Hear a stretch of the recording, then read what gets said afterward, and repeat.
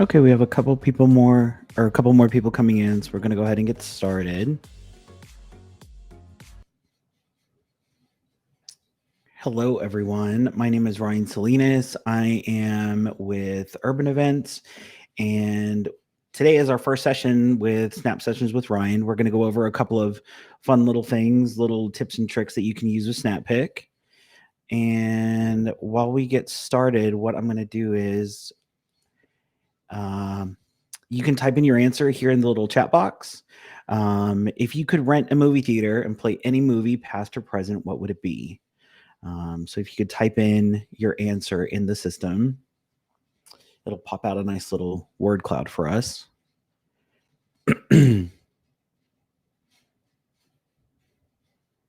Doesn't have to be anything too crazy.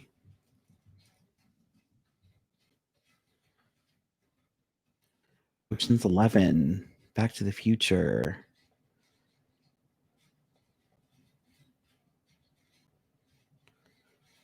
Looks like Back to the Future is our winner.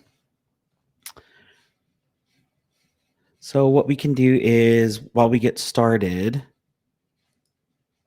this is our agenda for today. We're going to go over AI sharing workflow for large-scale events. This is going to be for 360. If you want to do a DSLR photo, if you want to do a ring light, anything like that, all this can be accommodated. Typically, we use this for larger activations where we have to deal with, a couple hundred or a couple thousand people at a time. Next, we're going to do advanced animated overlays. This will be you can do it for 360 as well. And next we'll be doing value add versus discounting. And then we'll have a quick little Q&A session. We're also going to do a $50 Amazon gift card giveaway at the end. You have to be here to win, and your camera actually has to be on. Same thing for questions. If we get to a point in the question section, we just need you to have your camera on because you'll pop up on screen. So let's go ahead and get started. We're going to start off with the AI sharing feature. I don't know if anyone has used this before. It is typically one of the main features that we have in our arsenal whenever we're doing an event with Snappic. There are two versions. One is the contactless and one is the AI sharing or the facial recognition. So those are going to be the two differences. The contactless is going to be popping up a QR code and then using that QR code to start your session. What we did here is we have a contactless sharing with the 360 photo booth. So I'm going to show you how we use it, and then we can go from there. I'm going to mute myself real quick.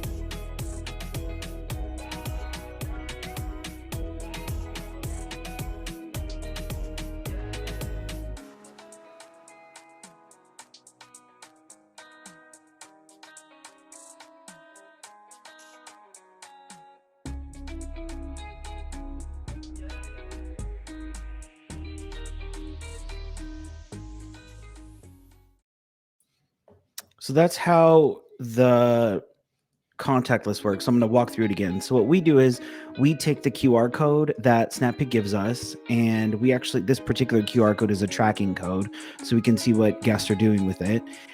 It'll take them to the landing page where they'll type in either their phone number or their email.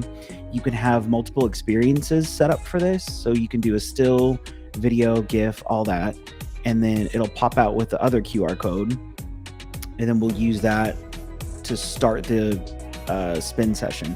So if you have actually an Orca view, the Orca view can be connected to Snappic. So you'll connect the platform itself to Snappic. That way whenever... Sorry? No, just the sound of the video, but we can't really hear you. Oh, oh, I actually have it muted, so that I guess that's why it's not working like that. Um, I guess it's just muted on my end. So the way how it'll work is the guest will, or I'm sorry, with OrcaView. So with the platform, you can connect the platform to your phone that you're using to run Snappic. You can do that under accessories and then connect the two. So whenever you scan the QR code to the camera, it'll start the spin. So that's just something to kind of be aware of. Whenever typically we've had an attendant that's lost the little clicker button. With that one, you kind of don't really have to worry about it because you can connect it to the platform itself. So anyways, so to get the AI sharing feature, you're going to go into your event options, and then you're going to click the QR interaction. Once you click the QR interaction, you'll have the option to do either contactless or AI sharing. So for what we just did in the video that you just saw was contactless. With contactless, you're able to pop out that QR code. And typically what you'll do is you can tell Snappic what you want it to do. So if you only want it to do still or only want it to do video, you'll just have that particular one selected. I typically don't like to use the hide iPad buttons just because if ever you have someone and you just want to click to get your session started, you don't want to have to stop and sign in and type in your phone number and all that other stuff. So I typically don't like to hide it. And then we'll move over to the AI sharing. So this is what the screens that the guest is going to see. So for the first one, whatever sharing you have set up for your guest, that will be mirrored in this little platform as well. So if you only have phone selected, it'll only ask for a phone number for a text message, or if you only have email. So in this particular scenario, both are set up. And then they'll click next, type in their information, and then they'll do their AI sharing disclaimer where they will agree or disagree, and then they will take a selfie. So with this one is for facial recognition. So for the facial recognition part, they'll take the selfie of themselves. It'll get scanned into the system, and then we're able to it'll say if it's a success or not. Typically what will happen is we will take this photo for people against a white or neutral background. That way they're kind of not left to their own devices, and we can kind of be able to help them with that. And then from there, they'll have a personal gallery of all the photos that they appear in. So typically what we did for this particular event, this event, we had a little bit of a challenge. So this event was for TikTok, and what they wanted was us to do headshots.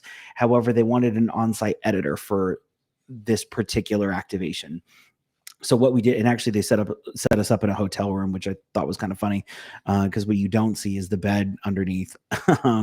So what we were able to do is take the photos with the background, and from here, what we were able to do is move over the photos from the camera to a computer for us to edit them. Now, our challenge here was we weren't able to do this all entirely in Snappic. Typically what we would do is we would have a DSLR connected to a phone that's connected to the internet, where they're able to kind of get their photos instantly. With this one, the client didn't really care about the guest getting their photos instantly. They really just wanted the photos to look good, but we were challenged with, well, how do we get the photos to them after the fact? So with Photo Booth Uploader, we were kind of able to accomplish this pretty easily. So what we did here is we were able to, the guest experience, they were able to walk into our little area. We were able to go into that little QR generator link to scan them in. And whenever we scan them in, we were able to put their information into the system. Then they would move over to the backdrop area where they were able to take their photo. And then from there, what we did was we manually transferred the photos from the camera to the computer. Now, there's a couple of ways for us to do this a little bit more efficiently. If you're using a Canon, you can use Canon Camera Connect and be able to move over those photos pretty quickly. We weren't able to do that just based off of the setup that we had going on. So what we were able to do is just move over that SD card manually. We were able to edit the photos manually, kind of do a little, skin brightening, teeth whitening. We actually used a little AI enhance button that we were able to kind of gently make people a little bit better than they actually looked. And from there, we were able to take all those photos into Photo Booth Uploader from Snappic. Once they were able to get into the system, then we were able, the system was able to recognize them by their facial features and then text them their photos. So from there, I can tell you what I'm talking about. So if you are to go into your Snappic account and you click the resources button, the Photo Booth Uploader is there as well.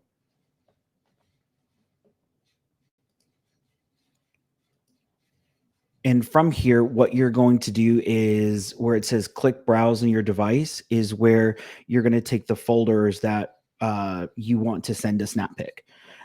So in this instance, we only had stills. So we were able to take the still button, click that, input the photos, effectively the watch folder that we're doing, and then shove all of the completed files in there. And I will say this, they do have to be in JPEG format.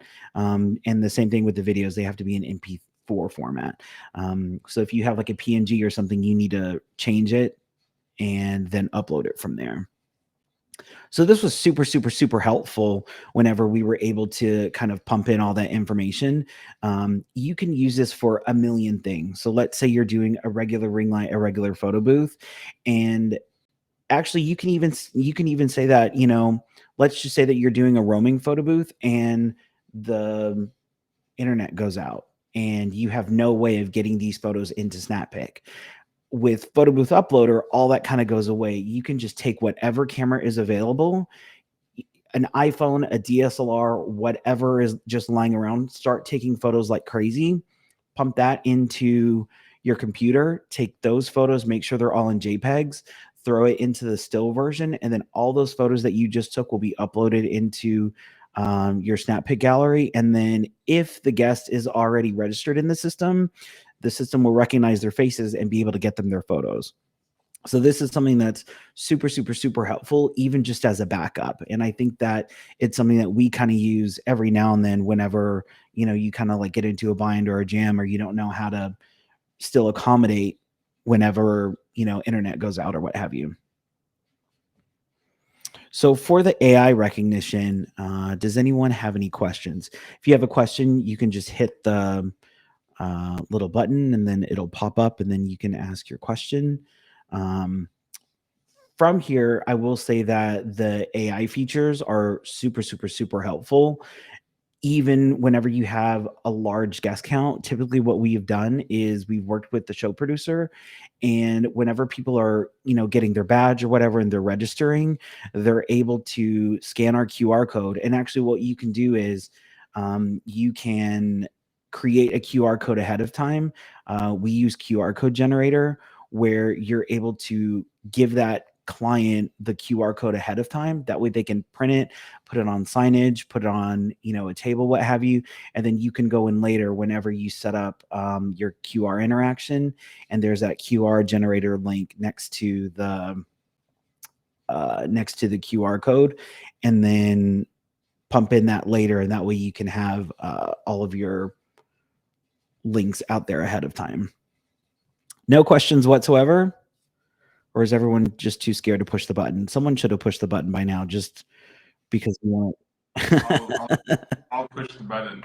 No, I just also wanted to add, like, obviously with the AR sharing, it's been used a lot in terms of like high-end events, but like you could use it for a myriad of events. Like we're talking about even just a wedding, just having all the guests, beforehand, even just register their faces. Then when they get to the party, any photos taken on DSLR, any photos at the photo booth, all just automatically get sent over to guests. So it's really nice, especially like in a wedding scenario where people are kind of like drunk and they don't have their phones, they can just get on with it, go to the photo booth, then go to like the roaming photographer, go back to the photo booth, and actually never have to input anything. Just kind of, get their photos in their personal gallery at the end of the event. So it's really quite powerful like that. I will also say this: it also works retroactively. So every now and then we'll have a guest from an event that will text us and says, "Hey, I didn't get my photo," and well, I'm not going to go through 1,000 photos just to pick you out. What you can do is you just make sure that you have face match enabled. You can send them that particular face match link and they can upload that photo. So you can send them that QR code interaction. You can send them a link. You could say, "Hey, take a selfie," and then it'll go through the entire gallery and pick out the photos that they're in. So even if they didn't send it to themselves at the event, we can still do it retroactively. Yeah, that's agree with me. Yeah. There's no questions. We'll move on to that. Oh, we got a question. One more question. So, yeah. Hi, I'm sorry. My name is Jackson. So, Hi. With the QR code, is it like on every event? With the AI? Yes. So Yes. So every event is separate. So just because someone uploads themselves in one doesn't mean that it's going to show up in another event. So it's only for that particular event. That's a great question. Every now and then we'll do multiple activations in different types of photo booths at one event. So what we try and do is make sure that the ring light booth only has either still or GIF, and then the 360 is also on that same event. Just different activations are enabled on those devices. So for example, if you're doing a 360, you're going to make sure that only video is selected on your device, not still in GIF. That way it doesn't, that way you're getting the right content for that particular device that you're using. One more question, please. Yeah. Then the uploader, I haven't played with it much, but I know that it's for some credit, or how does that work? No, so yes, that's a great question too.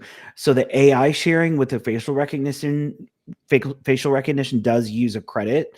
Photo booth uploader itself does not. However, if you're utilizing the facial recognition with it, then yes, it will.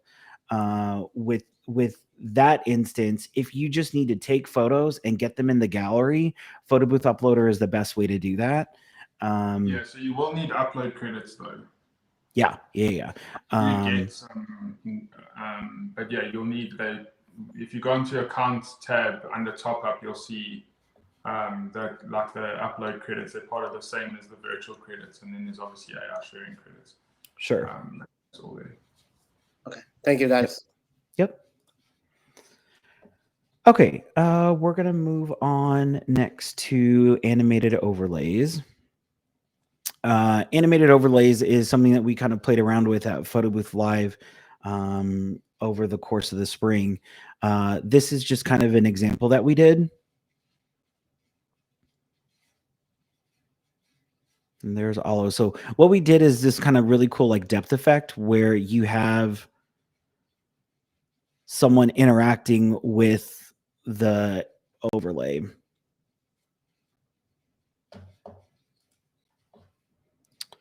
So what I'm going to do is I'm going to walk us through. We're going to create a design. We're going to do a Back to the Future overlay. So the width or the height and width for the video is 1920 by 1080. And what I'm going to do is I'm actually going to go ahead and do a video. I'm going to apps. Do video. And then we're going to see if we can find like an 80s background.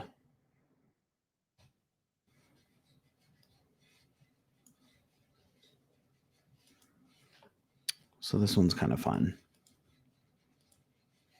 And I'm just going to keep this to 10 seconds just to kind of make it easy. And then what you're going to do is you're going to go into text.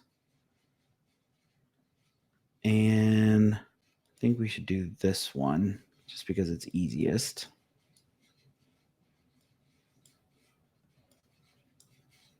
And you can kind of do this with anything. You can do it with a logo. You just have to make sure that parts of it are.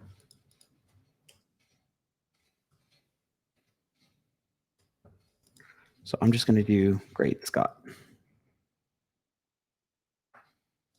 And what I'm going to do here is I'm going to make sure that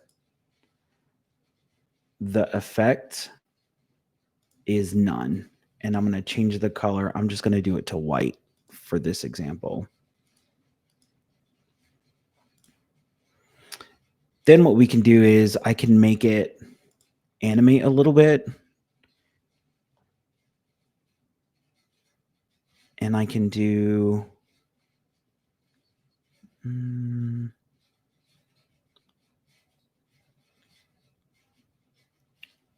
I can do a wipe. So from here, you're going to make sure that this doesn't move from now on.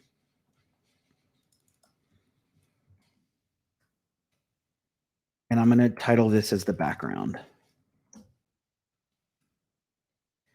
Then I'm going to go in here and hit share, download, and I'm going to download this MP4.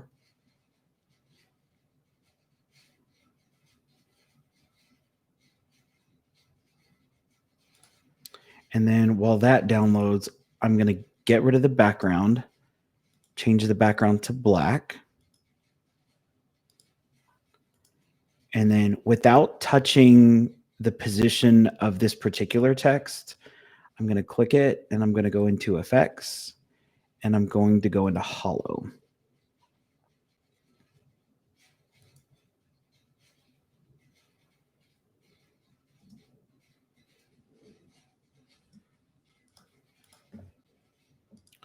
And then I'm actually going to increase this to 10 seconds. That way it matches whatever we did before.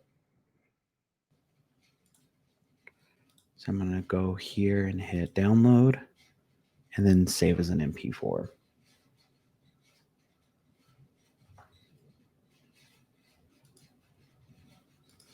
And then I'm going to go into our Snappic account.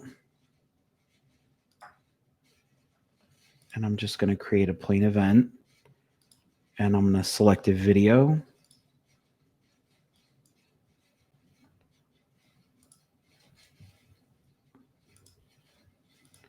And I'm just going to do test for now.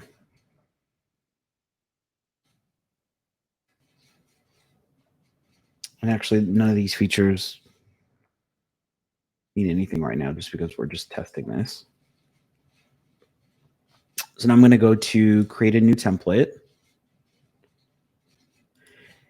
And actually what I've done before is on here, I have a couple of templates where this already exists. And we're going to make sure that it says landscape because that's the sizing that we just determined that we wanted. And we're going to go into recordings. I'm just going to do 10 seconds just because that's the timeline that we created for this. Damir, you might have to help me in a second. So now we're going to add the app recorded video. And then we're going to go into, I already have the library of saved effects where we are creating AI segmentation. So we're doing a background and then we're doing the overlay. So actually, I'm going to check one more thing here real quick.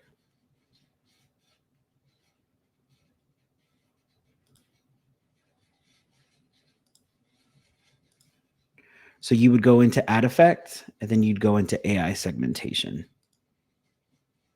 And what that's going to do is that's going to back out the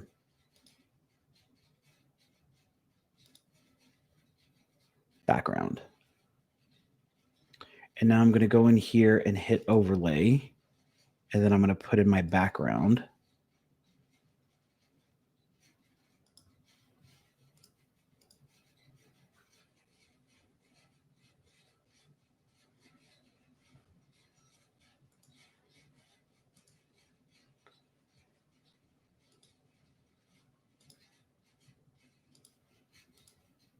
So now my overlay's back here.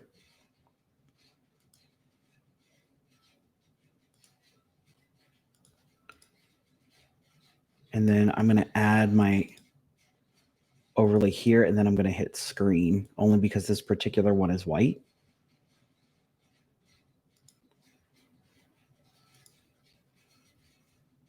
And then now I'm going to do a timeline preview just to make sure that what I did is correct.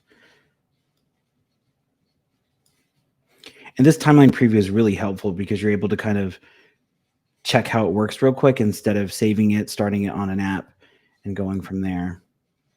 And that's how we did it. So now you can kind of see him interacting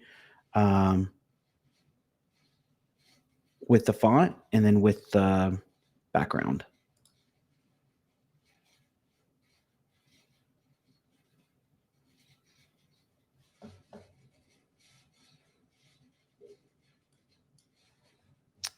And then that's how you would save that.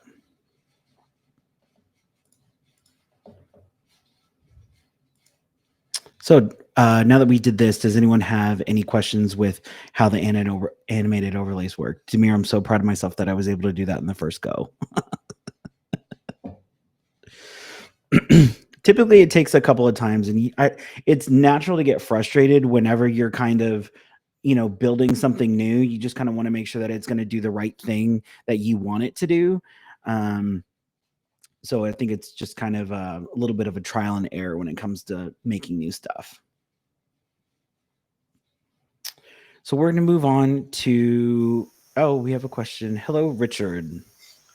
Hey, how's it going, Ryan? Good. How's it going? Good. So yeah, I have a question about the AI segmentation. I assume it works also for photo. So this filter or feature can possibly replace green screen? Yeah, kind of. So what I did was, the only reason why I did that is just because we use the AI segmentation on video more often than we do an actual green screen.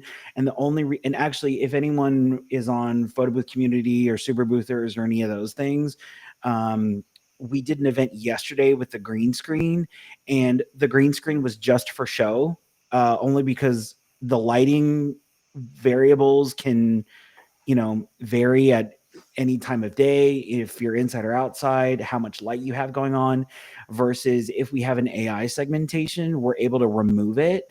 And that removal is pretty darn accurate. So it kind of, I would much rather pay the extra credits or whatever. That way we have just a clean background removal than if we were to use a green screen. Sometimes the green screen can get a little fuzzy if it's pitch black, and then you're messing with additional lighting on the sides to get rid of the green screen and that kind of thing. So I prefer to use the AI segmentation more often. The AI segmentation for video is included, correct? That's not an extra credit.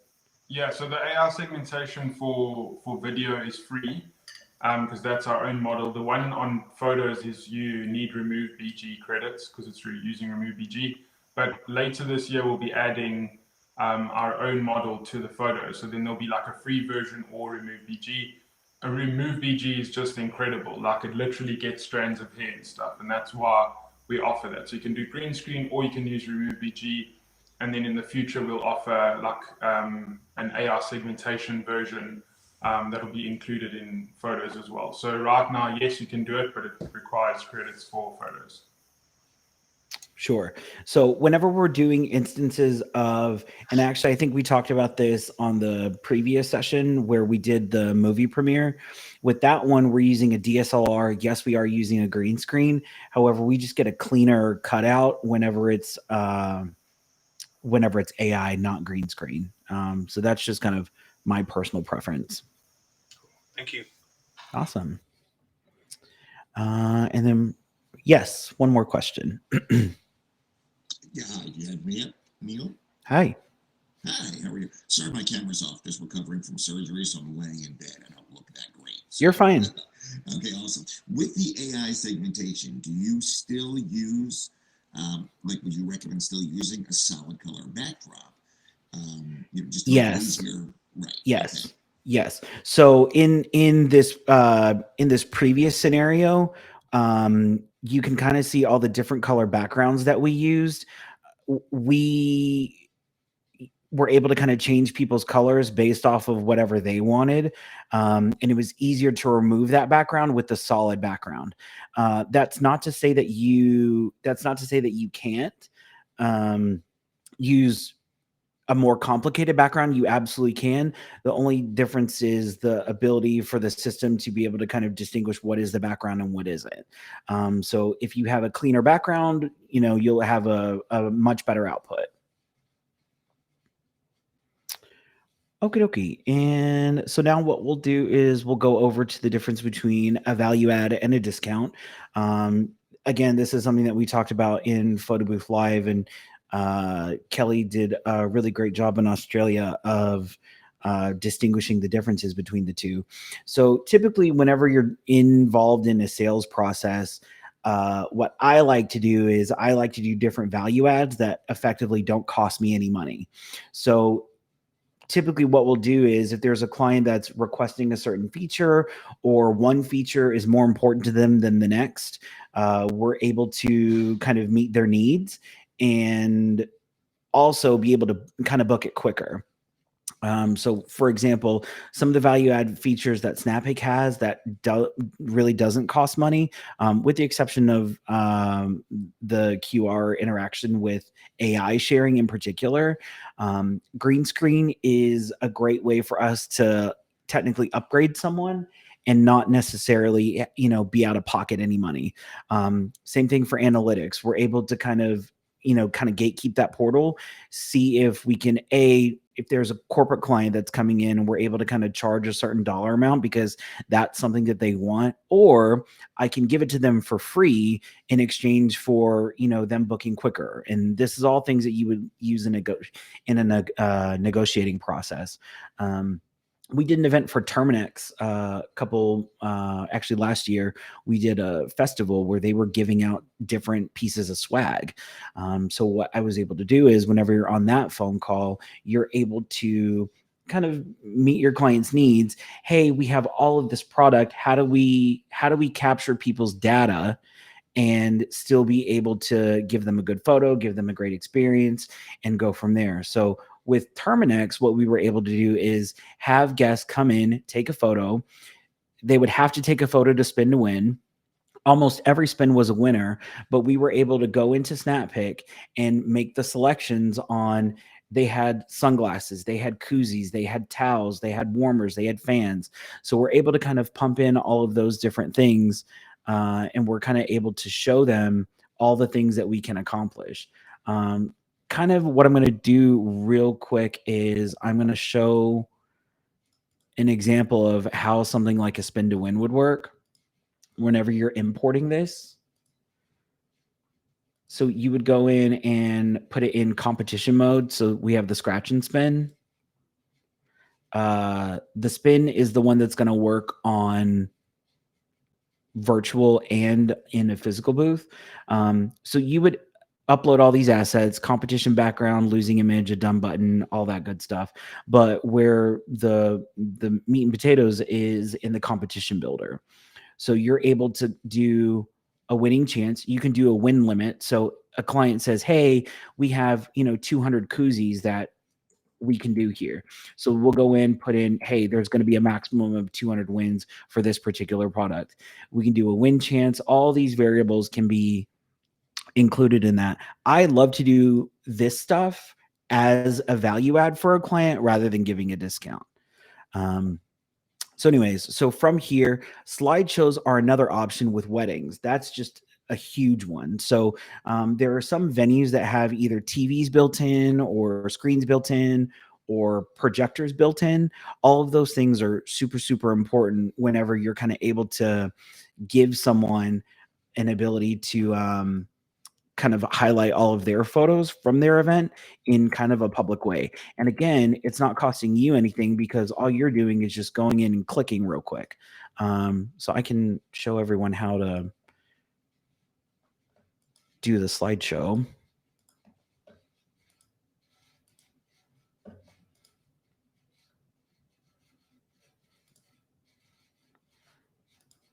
Whoopsie. Where my slideshow at?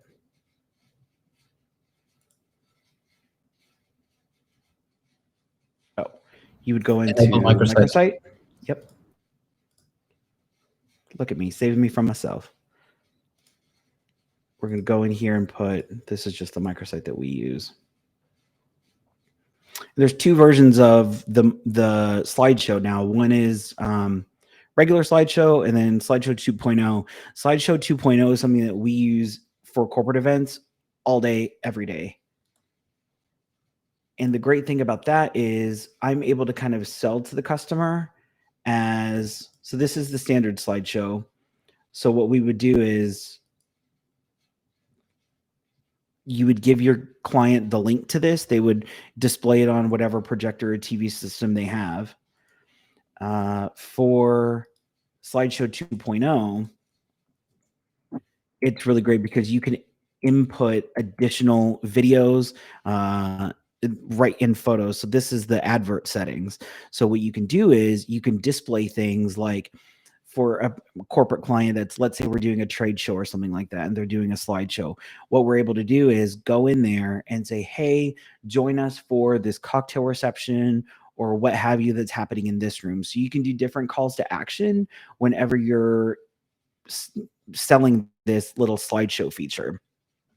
So I really enjoy this because we're able to do this value add and it doesn't cost us anything. All we do is give the clients the specs and they'll say, hey, these are the things that we want displayed in between the slideshow. So it'll display photos and then it'll put in that additional media. So anyways, these are just some of the things that you can use that don't cost you anything, that are already included with your Snappic account. Actually, I think some of them might be a little additional. I don't think so.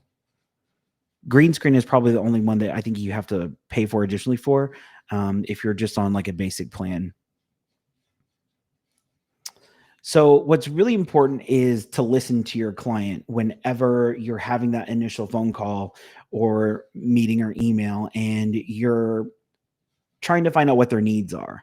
And then your job from there is to help solve that problem, whatever that problem may be. So what I typically find out best, and this is great if kind of you're just getting started or you kind of don't know all the things that are fully capable at this point, what you can do is just shut up and listen to your client, and they will tell you exactly what they want. There are certain clients where they will tell us, all we want is just a black and white photo with a white background. Great, fantastic. I'm not going to sell them on anything else that they don't need if that's all they're telling me that they want. There are some clients that say, hey, we just want a custom digital prop glasses. Can you do that? Yes, absolutely. You know, you can even say that's extra or that's included or whatever you would like to do.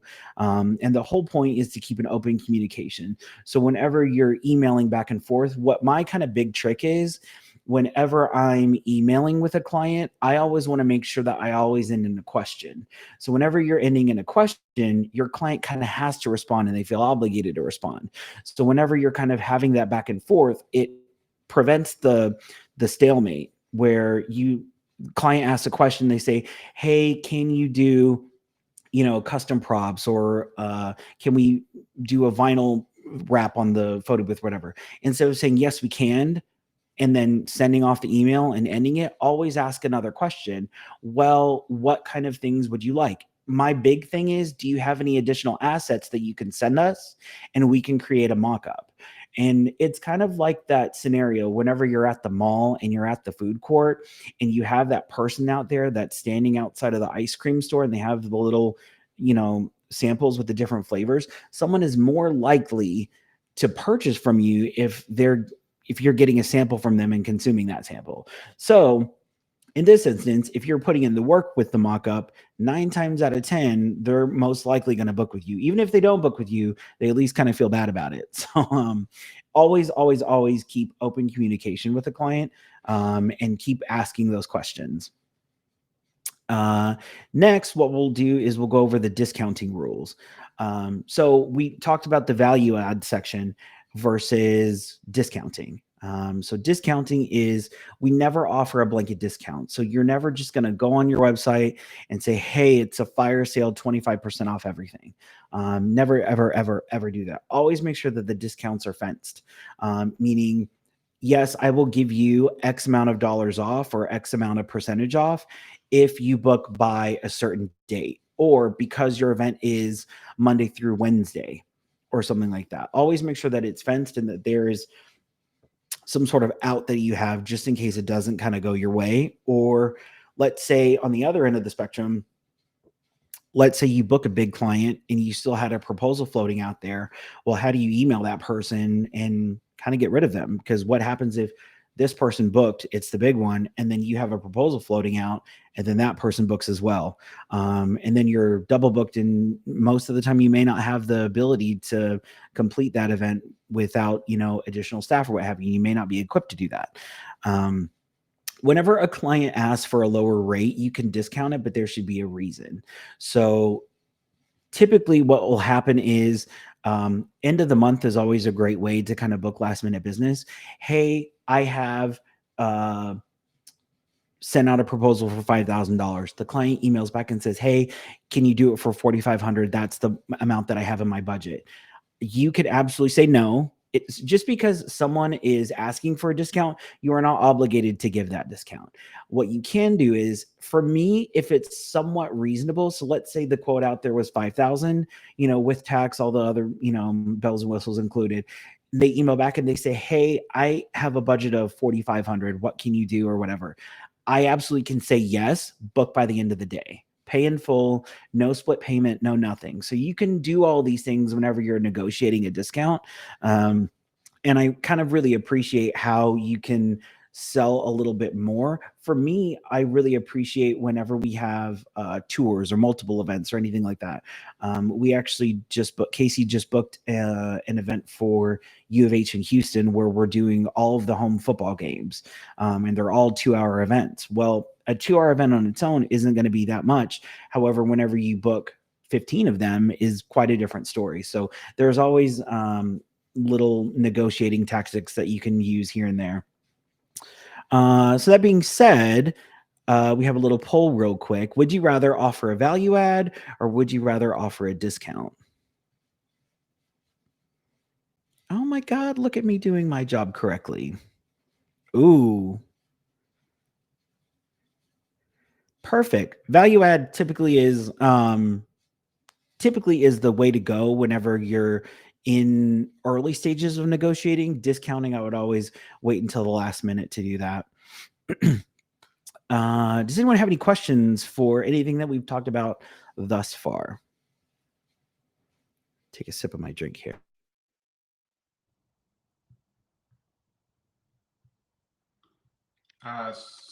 So Aubrey did ask a question. I'm just going to bring it up. So she said she couldn't address it in her current environment. So do you offer value add when they ask for a discount, or before?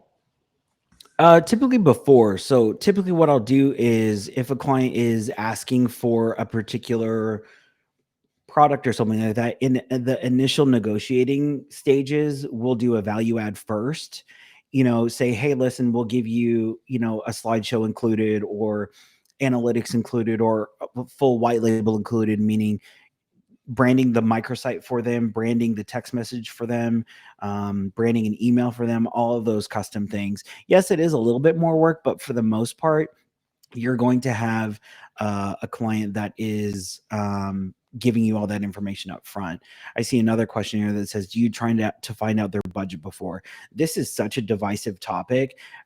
For me, I feel that it's absolutely none of my business. And I don't think that my pricing should be dictated by their budget. That's just me. I'm not gonna, what I will do is, if they say, hey, I have, $2,000, $3,000, what can I spend, or what can I get for that? We'll come up with options and then go based off of that. So I will absolutely say to a client, hey, if they only have this much money, let me know that, and then I'll work backwards from there and see what we can do.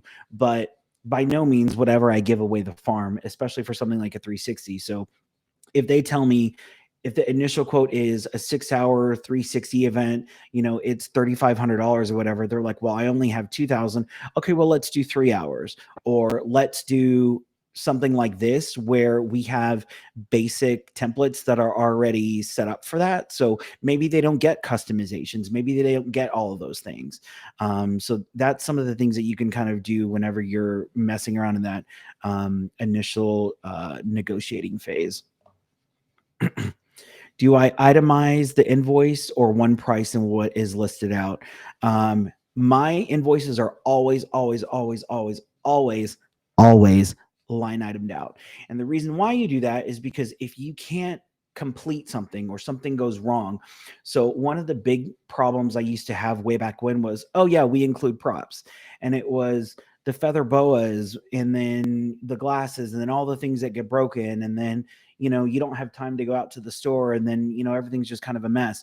So typically what I would get in trouble for a lot of the time is clients would be pissed off with the product, with the props, whether it was the quality or whatever. That's why we don't do props anymore unless they're custom.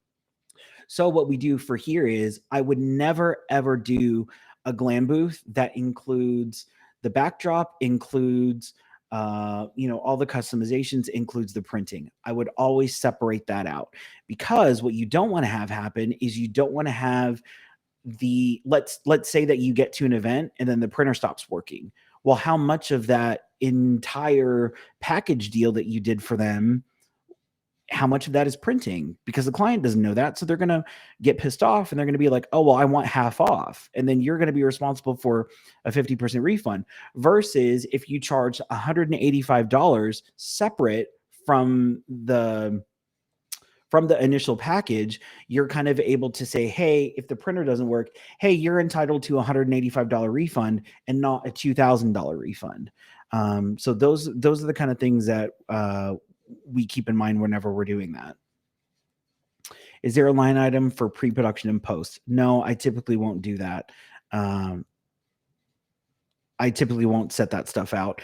The only difference is in an instance of where we're doing video or something like that, then yes, maybe we'll go ahead and do something that's, don't you have issues with clients trying to cherry pick individual line items out of the quotes? Yes, this happens all the time. We will get a client where they will say, oh, well, I don't need the texting, or I don't need the customizations, or I don't need the custom music, or I don't need any of that stuff.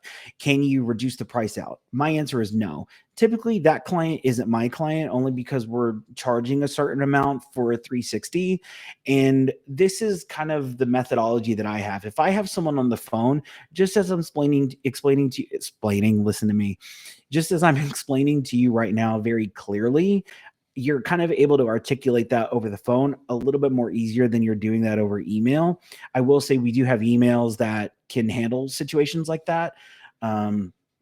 For example, if a client says, oh, we don't need any of these things, typically, whenever they're going to our website, they are seeing the whole package. They are seeing an intro, an outro, they're seeing effects, they're seeing custom music, they're seeing all sorts of customizations. Whenever we do a glam booth, our microsite is black and has like these kind of like really cool gradient things. There are certain things that we do that make us us. And if you remove any part of that, you're not going to get the full product and you're going to be a little bit upset. Typically we'll get this with the music or whatever or something like that. And we'll just say, no, all of those customizations are all included. They can't be taken out. First of all, they don't really cost us anything. Most of the bulk of the cost is the time built into this stuff. So yes, that's kind of how that one will work. We're just kind of, yeah, go ahead. Sorry, just a quick one regarding Sure. Question about the slideshow versus slideshow 2.0. So slideshow, the original one just lived in the browser, and it wasn't really very customizable. So we built a far better one with a bunch of customizable options. So you can change padding, add in, as Ryan showed, like the advert, you can have an full screen advert playing every once in a while. You can have, you know, like mini adverts playing in place of photos or videos. So it's a lot more customizable, and it's running on like a Chrome app, so it can be loaded pretty much anyway. So it's just a lot more advanced and a lot better, and that's kind of what we want our users to use, especially for corporate activations and stuff. So yeah. Awesome. So that we're kind of running out of time. What I did talk about earlier was some of the sales emails that we use.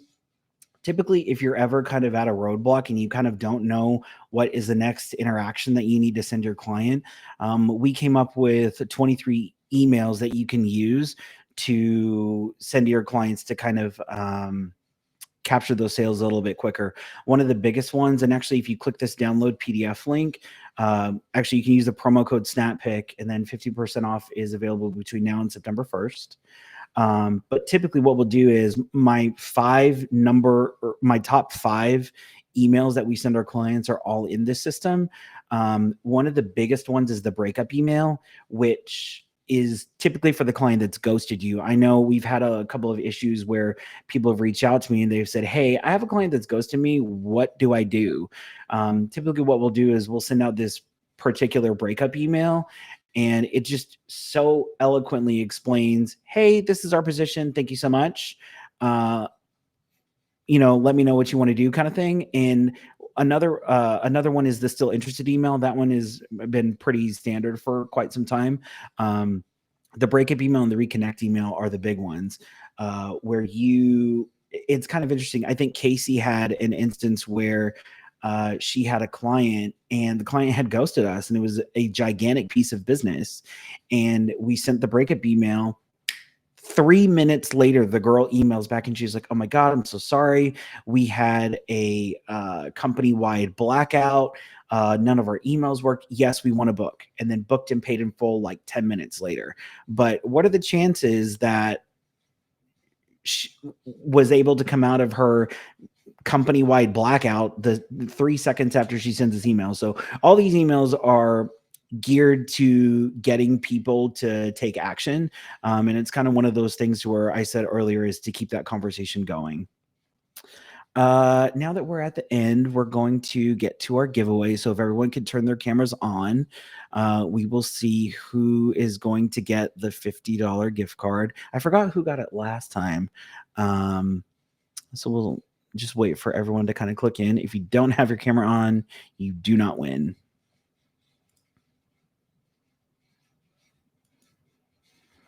Oh my God, this is so exciting.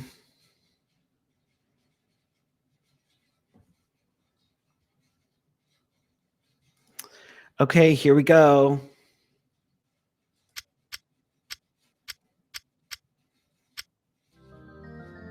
Looks like Phil won the $50 gift card. Phil, if you want to go ahead and type in your email in the chat, we'll go ahead and get you your gift card.